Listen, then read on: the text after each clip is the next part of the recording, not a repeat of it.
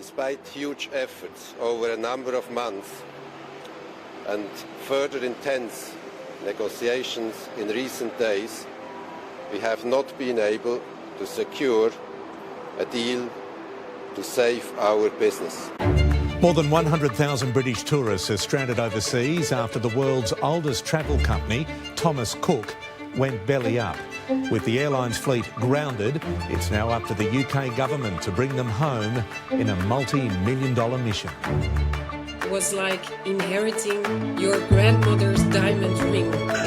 It's like it's full of memories. It's very valuable, but it also has a couple of cracks from being on her finger for all that time. Giving the customer a seat in the board table, on the board meetings, I think is super crucial. Who wants to talk to a bot about their lost luggage? Middle management layer is often not carried on the journey. You want some juice, don't you?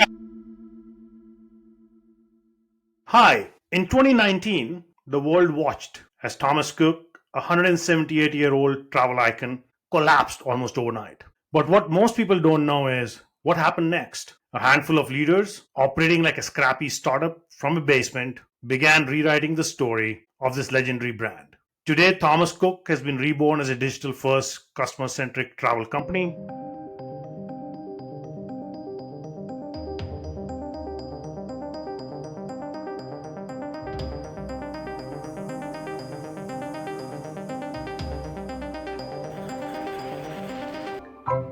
I think the three things that are going to change are that we're only online. So I think that particularly now, that's not a bad place to be, particularly with the pandemic raging.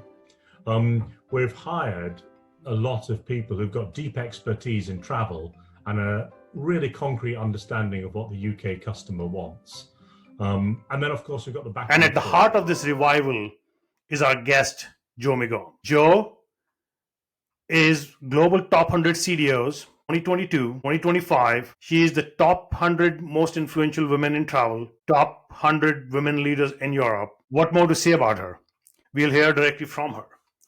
Jo, welcome to the show. Thank you, Abhi. Wow, what an elevator pitch. Can you come do that for me every single time? Yeah, absolutely. Yeah. No, but it was very hard for me to keep it so small. Reviving a 178-year-old brand is a major feat, and I would love to understand more. Yeah, and I love to share this story. So really honored to be here. Congratulations, on your award this year again. Thank you. Yeah, I was really grateful. It always comes as a surprise. 3 times is a charm, I guess. So yeah, grateful for the work to be noticed. Absolutely. So let's start with it. How does it feel to carry the weight of a legacy brand, while reinventing it? Yeah, good question. I guess carrying Thomas Cook at the time was like inheriting your grandmother's diamond ring. It's like full of memories. It's very valuable, but it also has a couple of cracks from being on her finger for all that time. And I guess that's what it felt like. You have an incredible duty of care, and you feel very responsible for a brand that is so loved by so many people, be it the employees and or the customers, but also, of course, that at the time had the shadow of the collapse hanging over it. So I guess that was my very key challenge, and what I took very seriously is how do you ensure that you flourish that trust and that value and that asset that the brand has is there while still preparing it for the future and rubbing off any dust of circumstance. So yeah, I guess that was terrifying and thrilling at the same time. But tell me this, right? One thing which definitely intrigues me the most is here's a brand 180 years old. It is synonymous with travel. Okay, whenever someone thought about traveling, that's the brand you think about. How did you go about getting in a completely different startup mindset to relaunch, pretty much, reborn of the entire company again, right? Specifically, if you can highlight on how did the name come about, because I love the whole project name, the Firefly project. Well, first of all, I guess I want to give honor to the man Thomas Cook, because quite a lot of people don't know that, but he actually was the one that opened the first travel agency in the world. 170 years ago, he was the first that organized travel in groups, which allowed females 170 years ago to be able to travel in a group safely. So it was a lot of firsts that he was absolutely responsible for. Travel was very stable for a long, long time. You went to your travel agency, Susan around the corner, she knew who you were, she knew what you liked, and she was able to give you, here are 3 hotels that you will like, here are 3 holidays. I'm sure they are equally right for you, and you were able to make a buying decision really quickly. That has changed quite a lot. But then to take it back to, and would love to talk about the future of travel with you in a second, but to take it back to the time of the collapse, so maybe I think that story is worth sharing, because I was with the old Thomas Cook and I was responsible for the digital product management team for the group. At the time, we had, like many larger corporations, different infrastructures in each country. We had different front end, different back end, which is very costly. And you try to all make that into one platform and make it future proof, which is super costly. Then the collapse happened.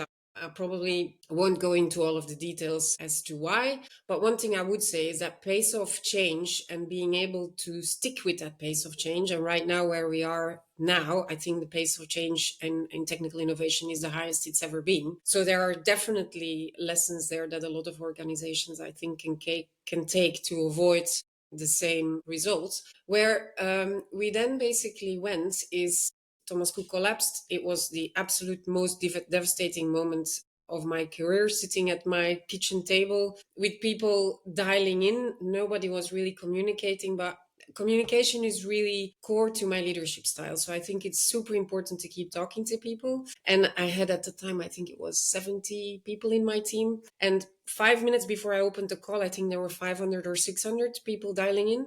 And this was right before the collapse. So this was a Friday before we switched off the platform on Sunday night. And I wasn't really able to tell them much, but I was talking, I was saying, if I know anything, I will communicate. So I'd just like to highlight just the importance of communication. Then after the collapse, me and the current CEO, Alan French, basically were thinking, why don't we try and make it a digital only platform? Because that's what we always try to do. We try to digitally transform a very famous legacy brand with, at the time, still 1,000 shops, and start from scratch, but still with the great memories and stories people have about the Thomas Cook brand. And that's when I came up with the name Firefly. Firefly, for the very slim chance I thought at the time that we would pull it off. Honestly, I was like, this is a mega brand. How are we going to be able to pull this off? But still with the lights, because the hope was absolutely there. We then named the meeting room after Firefly later. But then we wrote the business plan, and we pitched, and then the brand was acquired and we built the team. How did you come up with the idea of taking customer voices when you were pitching to the investors? Yeah.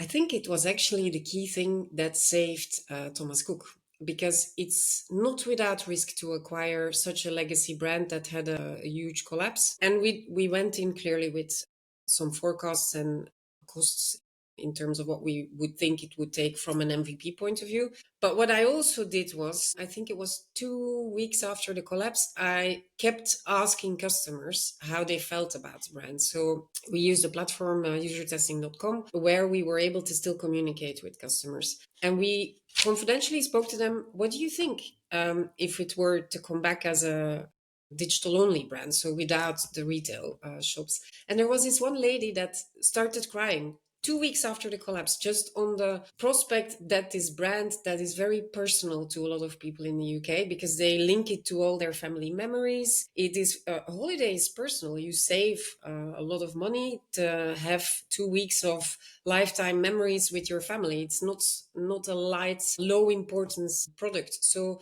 we took that user feedback and we took it to the investor, Fosun, at the time, with the feedback that, and this was on based on, I think, 300 interviews, 75% were very positive on the idea that the brand would come back, which I think made a really big difference in the pitch, because you can give all the great numbers that you want. It's just numbers. This was real customer feedback, with people really saying, this brand, despite the mega collapse, still means a lot to me, and I would love to see it come back. It resonates so well with what you would do in a typical startup situation, right? You go about doing a Yeah. product market fit, but here the product was already there. It was more of a brand emotion and a brand connect, which you wanted to take further, which if you look back, right, if you look at some of the other legacy brands which have collapsed and no longer exist, had they gone and done something like this, maybe they would have been alive today. Yeah, true. We stayed very true to what Thomas Cook stood for, which is great customer service, and we made it even more simple. I think making it simpler was a big asset. Removing all friction really made a huge difference, and I think that made a big difference to people still believing it, and the organic value of the brand was there. Online tour operator and travel agency and tour operating is different, but it is absolutely still. And I strongly believe that I think the brand relatability comes much before than personalization. Yeah. First, you need to be able to relate to the brand at a lot deeper level, which is very different from personalization, because personalization can sometimes feel that you're invading my privacy. But the relatability is like, hey, yes, I can relate to you, so I'm willing to share what I'm comfortable with. Yeah, absolutely. And I think that's the luxury of having a legacy brand like Thomas Cook, because that has that relatability. Of course, if you're a startup, creating that relatability is tricky, right? And how do you start? How do you create it? And I think that's where I would cite. It's quite an old book now, but I think it's still super valuable. Which is Start with Why by Simon Sinek. So many companies and so many brands start off with how much money do we want to make, and then build the rest to suit to that number. Whereas if you start with, okay, who do you want to be? What's your identity going to be? What's your vision? What's your people strategy? The relatability comes faster because it means something, and it's not just a conversion funnel that is being optimized and bids that are being optimized to sell more. So you've talked about how customer centricity was the entire thing which helped you make this pivot and make it successful. So let's talk about that bit in two contexts. What does customer centricity really mean? Mm-hmm. Many times, it just gets lost into a lot of different metrics, right? Mm-hmm. Second, how do you maintain customer centricity when there are multiple touch points of that customer across an organization? Yeah, Because you have a digital organization, which has a separate view around customer versus a marketing versus a sales versus a support. So two questions. That's a very loaded one, Abhi. First of all, what does customer centricity mean? I think it starts by really understanding who your customers are. And I think that's having qualitative and quantitative data. I think it's giving the customer a seat in the board table, on the board table, in the board meetings, I think is super crucial. But someone representing it needs to absolutely be skilled in being able to translate the qualitative feedback that customers share into quantitative numbers. This is what customers are saying. This is the financial impact of what they are saying if we don't fix it. This is the plan on how to fix it. And then closing that loop and continuously reporting back. I think the power is in translating it into numbers, translating it into actions, and then translating it back into numbers. Customers staff really sees and the board really sees, okay, if we keep customer centricity close to our hearts, it also helps us financially, because that's the way that you get things moving and projects prioritized on a board level. That's from a board level. In terms of getting it to become core to everyone's identity, is to build it as part of the objectives. You build it as part of the objectives, but what then is often lost is also reporting back on it. So we used to have a voice of the customer session very, very frequently to really share, okay, this was our objective that we had set. This is what customers are currently saying, what's going against this objective, what's going in favor of this objective, and this is what you can do to help influence it. And that's where I think your middle management is crucial to help translate what their teams can do to contribute to that objectives. And that middle management layer is often not carried on the journey. And that's where I think your fragmentation points comes in. Marketing team views it differently. IT views it very differently than PR. And if you don't align that, you risk giving different voices internally, but also externally. So I think it is very important to have someone in the board that represents your customer strategy, and that then aligns very well with the middle management from an objectives and from a delivery point of view, to get that shared as a red ribbon throughout the entire organization. And share the successes, and share qualitative data, because people remember how you say it, not just what you say. So if you share customer feedback, storytelling is absolutely crucial. That's what they will remember. And you want to motivate them by talking to their hearts, depending on who you talk to. If you talk to a board, you don't only want to talk to a heart, because then it's like, well, how many people are saying this? Well, this many people are saying it, and this is the result. So I guess it's adapting your style to who you're talking to with a clear customer strategy and vision in mind. And is that why you made kind of a fleeting reference in one of your talks that on how various functions should come together, like in a CDO role? Yeah, it's CDO, it's digital product. A product owner sits in the center, right?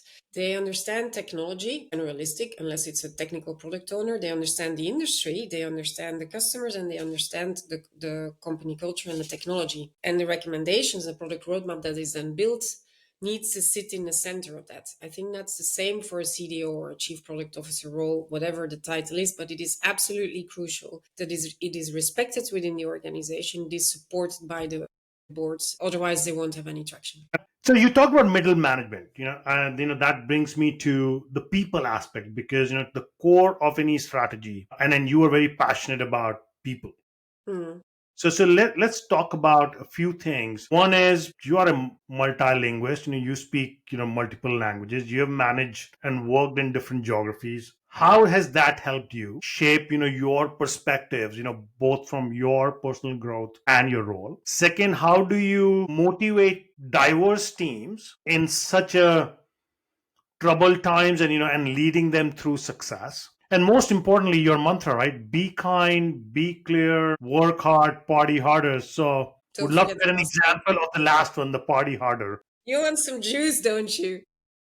How, maybe to answer the first one, how has it shaped me? I think it's broadened the way that I think. I think it is broadened the way that I work with people, the way I interact with people. And I've learned it the hard way, right? So I'll tell you a few stories. So I'm Belgian, I live in Belgium, but I've always worked in the UK. And in the beginning of my career, I was working in London 3 days a week. So the team always used to come by my desk in the first couple of weeks saying, Jo, do you want to come for a drink? And I was like, oh, no, I still need to finish this project on my PC. Not realizing in the UK just how important it is to go for that drink, because they will only give you the real version of the truth over a nice beer or a nice G&T. Another one is humor, which doesn't translate across borders all the time. So this was me being in London Tuesday to Thursday every week. So on a Thursday evening, I would leave the office and I would wave and I would scream very loudly, see you next Tuesday, not realizing that that is something you really can't say in the UK until I learned it the hard way. And there's tons of examples like that. But I think that also made me vulnerable, approachable, being able to laugh at yourself, not taking it too seriously. We're all human. If I listen to Diary of a CEO, we might all be in a simulation. It's not that serious. Just take it with a pinch of salt. And what I would also say is try and get to really know people. But that's what I've, after learning the hard way, to go for a drink and to go for that double G&T, is to understand who the people are that you work with. Because if you do, and you understand what motivates them, what scares them, that is a really important one, I think, from a people management point of view, to get that really well, to love doing that, love looking after them, and then building them up. I think that's what leadership is about, and that is not limited to a culture. I think And when you look at it from a gender perspective, right, specifically driving women leadership, yeah, are there any specific things you do differently to do that? I think I wouldn't want to generalize. I would probably say to young females starting, don't try and be a man. Especially if you're in a very male environment, you try to adapt to the average. And if the average is male dominant, I have tried to have the conversations about soccer and rugby and sorry, I can't. It's you just look like a fool because you try to build those connections and you try to fit in.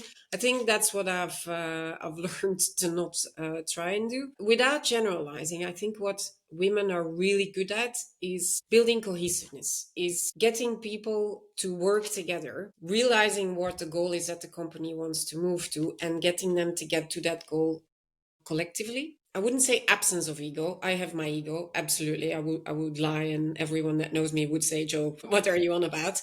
But I think it's different, and I can only speak for myself. What I have always tried to do is keep the vision for what is right for the company, right for the customer, and right for the team as the main goal, not necessarily what is right for me myself within my box, which is linked to your previous question. How do you get a customer strategy aligned within an entire organization which is fragmented in all the different silos? I think a stronger female presence will help in that silo box thinking to move to a more collaborative approach. So let's move on to future of travel. Yeah. I know you are very passionate about it.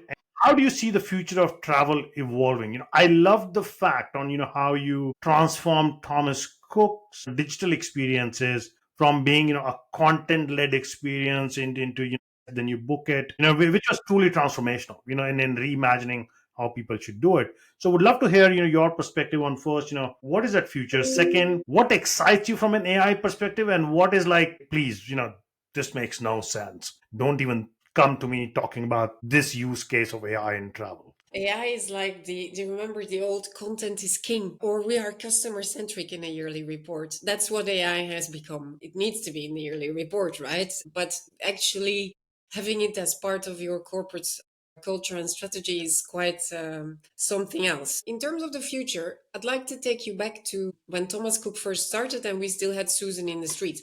What we always struggled with, and the move to digital has been a very cost efficient move because retail stores cost a lot of money to maintain. They're not fully used. If you don't have people walking in, you are paying your staff and your retail without getting any return. But the key asset that our retail stores, or I guess any travel agency, used to have is people felt like they were known. And that is also your link to personalization.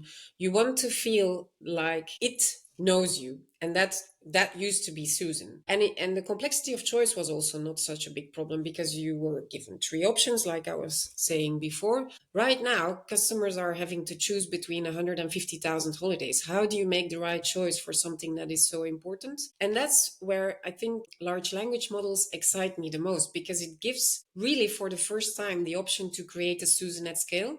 Because and that's what we always struggled with in a digital product environment. How are you able to non-travel experts to give them the holidays that are going to be right for them? It costs so much money from a hosting perspective to build all those different combinations, personalization technology, CRM technology. How do you keep paying for everything? So I think that what excites me the most, and it is from a customer-centric point of view. Because if an aggregator, any aggregator, but let's keep it to travel, is optimizing as a marketing machine, what they are basically doing is optimizing the algorithm. They are optimizing the ranking of what they are showing you, and they are optimizing the bidding structure. It is not necessarily optimizing the customer experience. But what's happening now with AI is the way it recommends hotels is very much influenced with user reviews. And that's where the customer centricity point comes back in. And that's where I think hoteliers will really see a difference also in direct selling, and where the real opportunity lies for the hoteliers directly is to optimize for AI, to be recommended from a technical and from a customer centric point of view. Because the days whereas hotel, if you were having a hotel standard issue, which is what we then call that in the industry, where your pool has an issue and you weren't selling, the days where you then were to be able to say, oh, I'll just pay a higher commission to the aggregator and my hotel will still be full. Thank God that's going to be over. That's not going to be possible anymore if people are moving for orientation to AI. And I think the customer will benefit in the end. So what I don't think AI is about is creating a chat bot who wants to talk to a bot about their lost luggage. Nobody wants to do that. But the true personalization of it, I think, is the key if they get the data accuracy right. Then, with that logic, do you think the aggregator business model is being challenged? I think it's being challenged from a customer point of view, rightfully so, because where do you create added value? And I think there is an opportunity for aggregators to reinvent themselves more than just a marketing machine. Is it safety? Is it protection? Is it looking after you? Is it the memories that you have from a brand point of view? But I think it will force aggregators to look at optimizing for customers and not optimizing for Google or for an algorithm. The entire shift towards think about the customer, see what they want, what's missing, and reinvent your business model. Yeah, and that's what I struggled with, because how do you prove the correlation between customer satisfaction and customer loyalty? It's a very long metric. And in a high pressure environment where you are looking at your performance every quarter, it's very difficult to make that statement true. With AI, that just gives an additional reason to want to invest in customer satisfaction, because it will impact your inflow directly, not just your loyalty. And how do you measure loyalty? Well, loyalty can be measured in different ways. I think every company does it different. Customer lifetime value, I think, is a really important one, but that's my point around customer satisfaction, and loyalty needs to be looked at over a longer time frame. And in the same breath, for many of the legacy brands, which are struggling today, what would be your advice? What should be the first sacred cow they should kill? I think it's linked to that. It's stop optimizing for an algorithm. Stop optimizing for Google. Look at your customer feedback. Look at your people strategy, because I think they are very, very much interlinked. Knit them closely together and optimize for the customer, not for technology. What I would also say is it's so funny. I was thinking about this earlier, actually. If you are starting in a really large organization and you're 25 years old and you're thinking of buying your first house, let's say you're so lucky to be able to buy your first house at 25. It's a very small house, every penny counts. But at the same time, you work in this very large organization. The value of money is different when you look at it in your own household versus when you look at it when you're in your office environment, because all of the amounts are bigger, because it's normal. I think that's where a real opportunity for large organizations lies, is to educate their teams that the value of money is the same. It's not because you generate a lot of profit that user feedback tool therefore needs to cost $250,000. You can teach your staff and your teams to keep that entrepreneurial spirit and to stop wasting money. I think that has been a key eye opener for me, from being in a really big organization to then in a startup. A pound is a pound, a dollar is a dollar. It's not Exactly. Don't go after every shiny object just because there is money in your pocket. True. And also look at what you're doing as if it's your last quarter. What am I going to stop? What am I going to start? Not diminishing what your long-term vision is. But yeah, look at it really carefully as if you're a startup, not, I will do it next quarter. One quick question. You also managed a lot of, I would say, customer experience centers, outsourced customer experience centers with partners across the globe. And of course, that industry is facing a lot of headwinds right now. Yeah. What would you say would be your one piece of advice to them, which you think, most of them don't do today? Most of them don't do what, sorry? Like, they don't bring that value, or, they're thinking differently. What would you advise them to remain relevant? I think first question would be, will they remain relevant? Second is, what should they do to remain relevant? Yeah, AI voice is going to be, I think, a real threat. Remaining relevant over 10 years, I'm not going to predict, because I think that is going to be very tricky. But I think in the next decade, there is absolutely an opportunity to remain relevant, but pace is absolutely needed. I think it's about investing in the right technology. It's about investing in the right people, because that will enable you to put your high quality agents in front of your high quality customers. And that still makes a difference. I do think also that people will start to cling back to the old values about human interaction. And I think there is an opportunity there. But if you have great agents be it in nearshore, be it in your own teams. Look after them. Make sure that they feel valued, because that is often not the case. They are on very low wages when they are actually your identity to your customer.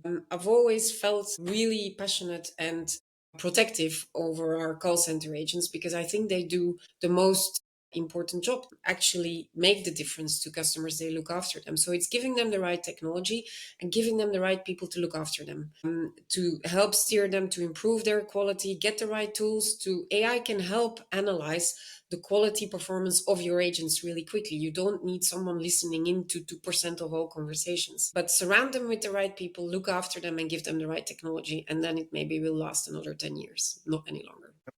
What drives you? How do you stay energized? Because I know you have so many projects going on right now. So when you get up in the morning, what's that one thing? Do you know what Ikigai is? Yes. Yeah. So I think that is what I ask every single person that I work with, every one of my friends, because often people don't know. Ikigai is a Japanese concept around what does the world need? What can I make money from? What do I enjoy? And then there's a fourth category that always escapes me. I think it's finding what sits in the heart of those four circles that gives you energy. And I think it's also joy, right? And I have talked people in my team out of a job on numerous occasions, because it is so important. It's the majority of your life. Why would you be doing something that you don't enjoy? That's just a waste of the chance you've been given to be on this incredible earth. So have some fun. Don't take it too seriously, because I think joy creates resilience, and resilience creates careers. So I think that's where I would leave it. So quick lightning round. If you were not in travel, which industry would you be in? Abhi. Hospitality. I think I love creating experiences, love optimizing things that need work. I look at opportunities and I'll go like, oh, change this, change that, and you will flourish. So I think creating experiences, making a difference. I love hospitality, so I'll probably stay in that sector, but it could go all directions. And I know you're an avid reader. So any recent book, which you would recommend, to the young leaders, who are growing up in their careers? Not just young readers, I would absolutely recommend No Rules to Middle Management, about the importance. And that's I think, entire identity of how I have looked after people, is if you are able to get the best out of your people, you don't need layers of governance, but you need a people strategy to be able to do that well. No Rules is about Spotify culture. No, Netflix, sorry. Yeah, absolutely love that. And start with why. I'll stay close to Simon Sinek until my last breath. And I promise my last question. Are we living in a virtual reality? Or is it? I think the chances that we are higher than the chances that we are not. So if we are actually in a simulation of a 5-year-old alien, you better have some fun, or you might decide it's not worth watching. Which brings us to the end, Jo. Thanks a lot for sharing, such great insights. Thank you. Into your journey. Any parting words, for our listeners? Choose with your heart, and then everything will follow. I think that's the most important thing. Stay true to who you are. Have fun. Look after yourself. It's a ride. Make it worth your while. Thank you, Jo. Thank you for joining us.